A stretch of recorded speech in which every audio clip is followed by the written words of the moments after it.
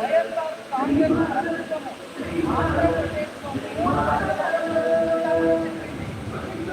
కానీ ఏళ్లలో ఒక్క రాజధానిని కూడా ఇవ్వలేకపోయింది. 3 రాజధానుల పేరిట చాలా భారీ ఎత్తున లూటీ చేయాలన్నటువంటి ప్రయత్నంలో ఉంది. కానీ అంతలోపలే ఈ ప్రభుత్వం యొక్క ఖజానా పూర్తిగా ఖాళీ అయిపోయింది. వీళ్ళు కేవలము అవినీతిని మాత్రమే మేనేజ్ చేయగలరు, కరప్షన్ని మాత్రమే మేనేజ్ చేయగలరు. ఫైనాన్షియల్ మేనేజ్మెంట్, ఆర్థిక వ్యవహారాల నిర్వహణ వైఎస్ఆర్ కాంగ్రెస్ అలవాటే లేదు, చేయలేదు.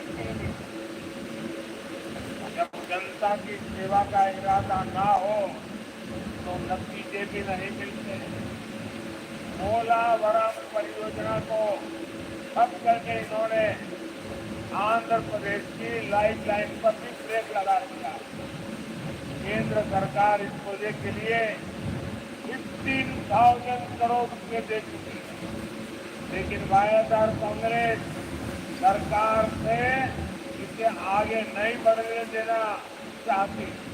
आज आंध्र प्रदेश का किसान सिंचाई के लिए परेशान है। किसानों को पैडी का सही रेट भी नहीं मिल रहा है।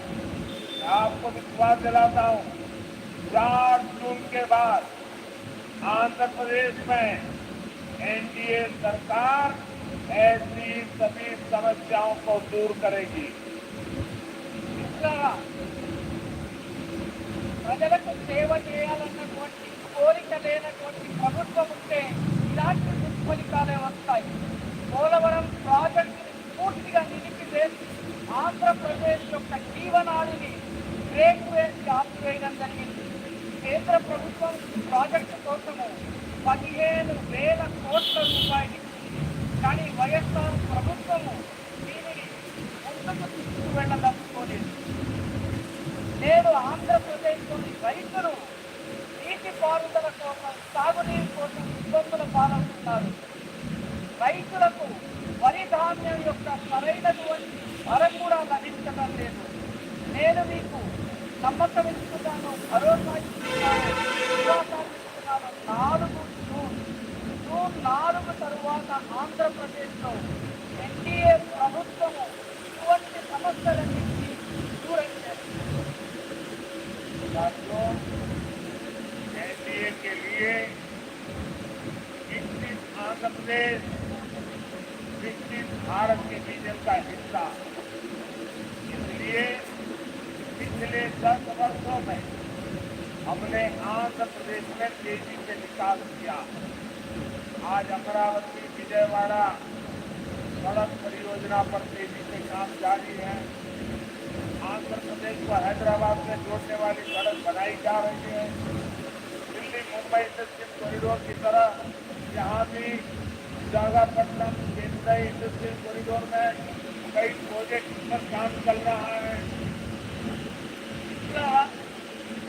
ఎన్డీఏ ప్రభుత్వం ఎన్డీఏ దృష్టిలో వికసిత ఆంధ్రప్రదేశ్, వికసిత భారత్ అనేటటువంటి స్వప్నంలో అంతర్భాగము.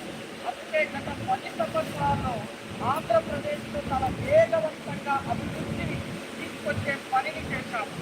నేడు అమరావతి విజయవాడ రోడ్డు ప్రాజెక్టును చాలా వేగంగా పనిచేస్తూ ముందుకు తీసుకెళ్తున్నాము.